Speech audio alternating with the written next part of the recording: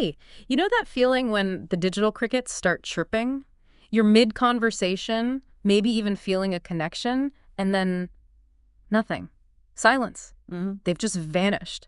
That sudden disappearing act, what we call ghosting, it's easy to think of it as just a dating phenomenon, but it's seeping into friendships, even those professional contacts, that leaves you hanging, wondering what happened. That's right. And for this deep dive tailored just for you, we're going to unpack the psychology behind this disappearing act. Yeah. We've been exploring a really insightful lecture that gets into why ghosting happens, what it does to you when you're left in the lurch, and some really practical strategies for navigating that frustrating and often hurtful experience. Exactly. This lecture we've been digging into really breaks down what ghosting is, the psychological drivers behind it, the emotional fallout it creates, and most importantly, how you can cope. So, if you've ever found yourself staring at a blank screen wondering why someone you were connecting with suddenly went silent, this deep dive is for you. We're going to pull out the key insights to help you understand what might be going on and hopefully how to move forward. Okay. Okay, so let's get right into it. When we talk about ghosting, what exactly are we describing? Well, for you, it's important to understand that at its core, ghosting is the abrupt and unexplained end of communication with someone you've established some kind of relationship with. Now, this isn't limited to romantic situations, though that's certainly where it gets a lot of attention. Sure, yeah. The lecture we looked at makes it clear that ghosting can happen in friendships and even in professional settings. The real hallmark of ghosting, and what makes it so difficult to deal with, is that sudden stop to all contact without any warning or explanation. Right. That lack of closure is what really fuels the confusion and the hurt for you when you're on the receiving end. That feeling of being completely left in the dark, it's unsettling. Yeah. So let's dig into the why. Why do people actually do this, it seems? Well, not very considerate, to put it mildly. Yeah, well, the lecture highlights several key psychological reasons behind ghosting, and a major one that really stands out is avoidance and a deep-seated fear of confrontation. Ah, okay. What's fascinating here for you to consider is how this avoidance might be a reflection of a broader societal discomfort with difficult emotions. Particularly in romantic situations, the lecture suggests that some people choose to simply vanish rather than navigate an uncomfortable breakup conversation. They might be trying to sidestep the other person's hurt feelings, or perhaps they themselves are deeply uncomfortable with conflict and expressing difficult emotions. So it's easier for them. Kind of. And this is often linked to what are known as avoidant attachment styles. Think of it like this for yourself. Some people have a tendency to feel uneasy with getting too close or relying on others, and in stressful situations like ending a relationship, their instinct is to withdraw rather than engage directly. That makes a lot of sense. It's like they're prioritizing their own immediate discomfort over your need for information and closure. The lecture also touches on something about emotional maturity in all of this. Yes, that's another really crucial point for you to understand. The lecture suggests that ghosting can be indicative of emotional immaturity. Some individuals simply haven't developed the necessary skills to navigate conflict or complex emotional situations in a healthy way. Right? They just can't handle it. Exactly. Instead of having those tough conversations, they opt for what they perceive as the easier path, just disappearing. They may lack the emotional coping mechanisms to handle the potential discomfort of expressing their feelings or dealing with your reactions. It's like a flight response kicking in when faced with emotional difficulty. It's interesting how different people handle emotional challenges. Now, the lecture also brings up overwhelm and stress as potential factors. That's an angle you might not immediately think of. It is. If we connect this to the bigger picture of someone's overall well-being, the lecture points out that significant personal stress, mental health challenges, or feeling completely overwhelmed by life's demands can lead to withdrawal. Okay. In these situations, individuals might become so intensely focused on managing their own difficulties that their communication with others unintentionally falls by the wayside. So it's not always malicious then. Well, while it's not necessarily a deliberate attempt to hurt you, it can certainly feel like ghosting from your perspective. So, yeah, it's not always about intentionally trying to cause pain. Sometimes it's rooted in their own internal struggles. Exactly. While the impact on you, the person being ghosted, is still the same, the motivation can sometimes stem from a place of personal struggle rather than a direct intent to cause harm. However, the lecture also brings up a different point, a more casual attitude towards relationships, which feels like a different dynamic entirely, especially in the world of modern dating, wouldn't you say? Absolutely, especially in today's dating landscape.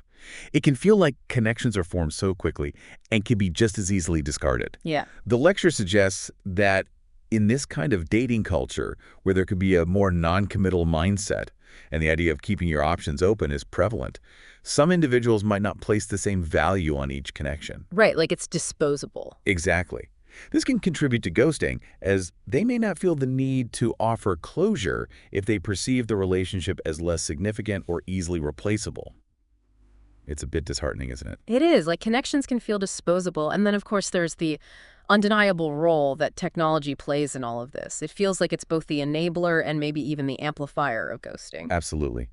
The lecture really emphasizes how social media and digital communication can create a sense of distance and even anonymity. Yeah, that screen makes a difference. It does.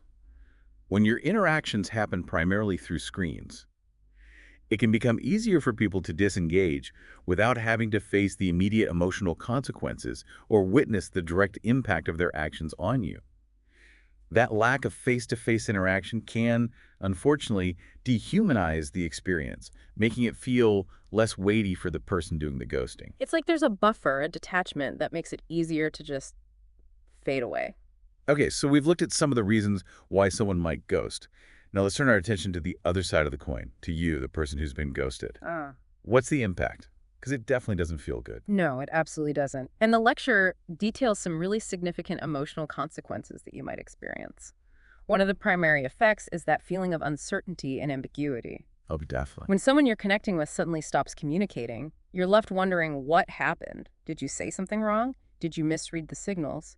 This lack of explanation can be incredibly confusing and mentally exhausting. Yet you just replay everything. Exactly. Leading to a lot of second guessing and trying to piece together what went wrong. That constant questioning can be really draining, as you know. You just keep replaying everything in your head, trying to find an answer that simply isn't there. Exactly. And that uncertainty often morphs into really painful feelings of rejection, and it can really take a toll on your self-esteem. Being ghosted can feel deeply personal. The lecture points out that you might internalize this behavior, thinking you weren't good enough, loved enough, or valued by the other person. This can unfortunately lead to a decline in your self-worth and an increase in those feelings of inadequacy. Right. It's like a punch to your confidence, especially if you felt a genuine connection with the person. Totally. And I can imagine that uncertainty and rejection can fuel a lot of anxiety. Precisely. The unanswered questions, the feeling of rejection, can lead to intense overthinking. The lecture highlights how you might obsess over why the other person stopped responding, constantly replaying past interactions and searching for clues that you might have missed. That mental hamster wheel. Yeah. This ruminative thought process can cause significant anxiety and really hinder your ability to move on from the experience. Yeah. It becomes this mental hamster wheel, and it's so hard to step off when you don't even know why you were put on it in the first place. Yeah. And the lecture also emphasizes the impact of the lack of closure. That seems like a really key element for you to understand. It is. Closure is so important for emotional healing. It provides an opportunity to ask questions, to express your feelings, and to gain some understanding, however limited, of why a relationship ended. When you're ghosted, that opportunity is completely denied. This lack of closure really prolongs the emotional pain and can make it much harder for you to process your feelings and heal. It leaves these unresolved issues hanging in the air. It's like a story with no ending, and your brain keeps trying to write one, often a negative one. Exactly.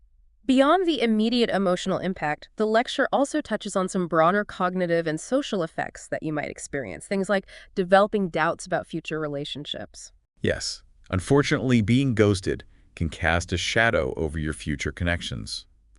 The lecture suggests that the experience can breed a fear of vulnerability and a reluctance to open up to others. You get guarded. Yeah, you might become more guarded, fearing that future partners or friends will behave in a similar way. This can create trust issues and make it more challenging for you to form deeper and more meaningful connections. It's like you're constantly waiting for the other shoe to drop. And that's certainly not a healthy way to approach new relationships. The lecture also mentions something about an impaired self-concept. How does being ghosted contribute to that for you? Well, when someone is repeatedly ghosted, or even just once in a significant connection, you might start to question your own worth on a more fundamental level. The lecture points out that you might wonder if you are inherently unlovable or unworthy of genuine attention and respect. Ooh, yeah. Over time, these internalized negative beliefs can erode your self-concept and make it difficult for you to experience intimacy and vulnerability in future relationships. It's a really insidious way to undermine your sense of self. And in today's hyper-connected world, the lecture also brings up the impact of social comparison and social media pressure, something I'm sure you can relate to. Absolutely. Seeing the person who ghosted you, still active online, interacting with others, as if nothing happened, can really intensify those feelings of exclusion and inadequacy. Right. Like, what did I do? Exactly.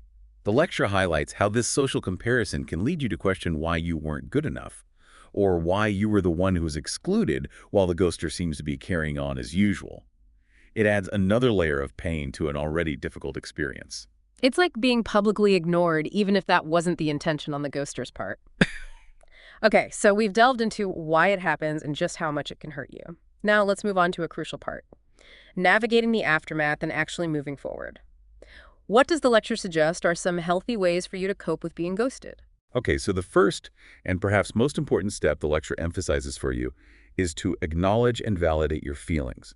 It's absolutely crucial to allow yourself to feel whatever emotions arise, whether it's hurt, anger, confusion, or frustration, without judging yourself for having those feelings. That's key. Yeah, the lecture really reassures listeners like you that it's perfectly normal to feel upset when someone abruptly cuts off communication, and these feelings are a natural response to the situation. They don't reflect any personal failing on your part.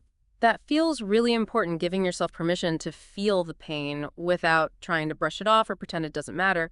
What's the next step in navigating this? The lecture strongly stresses for you the importance of understanding that ghosting is ultimately about the person who did it, not about you. Right. It's about them. Exactly. It's a reflection of their poor communication skills, their emotional avoidance, and perhaps a lack of maturity.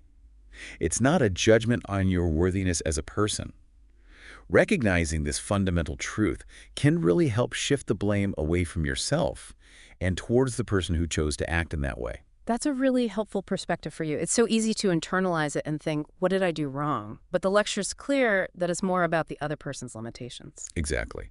And building on that, the lecture strongly encourages you to prioritize practicing self-care. This involves actively engaging in activities that promote both your emotional and physical well-being. Like what kind of things? Well, spending quality time with supportive friends and family, pursuing hobbies that you enjoy and that bring you joy, and making sure you're taking care of your basic needs like sleep, nutrition, and exercise are all crucial for nurturing your self-esteem and building resilience during this time. So it's about actively focusing on rebuilding your own strength and surrounding yourself with positive influences. That makes perfect sense. What about that urge to try and figure out why? That overanalyzing we talked about earlier, how can you avoid getting stuck in that? Yeah, the lecture advises against getting too caught up in that overanalyzing trap for you. While it's completely natural to want answers, constantly obsessing over the ghoster's motivations can actually hinder your emotional healing and keep you stuck in the past. It keeps you looping. Totally. The lecture suggests consciously trying to redirect your focus towards your own personal growth, your own interests, and your own development, instead of endlessly seeking answers that may never come. It really underscores the idea that closure often needs to come from within yourself, rather than from the person who ghosted you. That's a tough one, letting go of the need for an explanation, but it sounds like it's an essential step for truly moving forward. The lecture also mentions the importance of setting healthy boundaries in future relationships for you. How can you do that based on this kind of experience? Well, the experience of being ghosted, as unpleasant as it is, can actually be a powerful learning opportunity for you. A silver lining, maybe? Perhaps. The lecture encourages using this experience to really identify what you value in relationships and to establish clear emotional boundaries moving forward. This might involve being more attuned to communication patterns early on in new connections and prioritizing relationships with people who demonstrate respect, honesty, and transparency in how they communicate. So it's about being more aware of potential red flags and consciously choosing to build relationships with people who communicate openly and respectfully. And finally, the lecture touches on the option of seeking professional support for you. Yes, the lecture emphasizes that if the emotional impact of being ghosted is particularly significant for you, or if you're finding it challenging to process your feelings and move on, seeking therapy or counseling can be incredibly beneficial. A mental health professional can provide you with valuable tools and strategies for navigating these difficult emotions and help you rebuild your self-esteem. They can offer a safe and supportive space for you to explore your feelings and develop healthy coping mechanisms. That's a really important point to remember. There's absolutely no shame in seeking professional help to navigate these kinds of emotional wounds. Okay, so to bring it all together for you, we've explored how ghosting isn't just about avoiding awkward breakups, though that's certainly a significant part of it. Right. It stems from a variety of underlying psychological factors, and it has a very real and significant emotional toll on you when you're on the receiving end.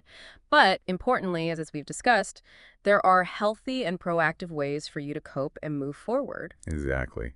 And it's really insightful to consider how understanding these underlying psychological dynamics can actually empower you as you navigate your future relationships. Definitely. So here's a final thought for you to take away. Consider how this deep dive into the psychology of ghosting might shift the way you approach your future connections. Can you use this understanding to cultivate greater self-awareness and resilience, regardless of how others choose to communicate or not? Good question. And perhaps even ponder the broader societal factors and evolving communication norms that might be contributing to this increasingly common phenomenon.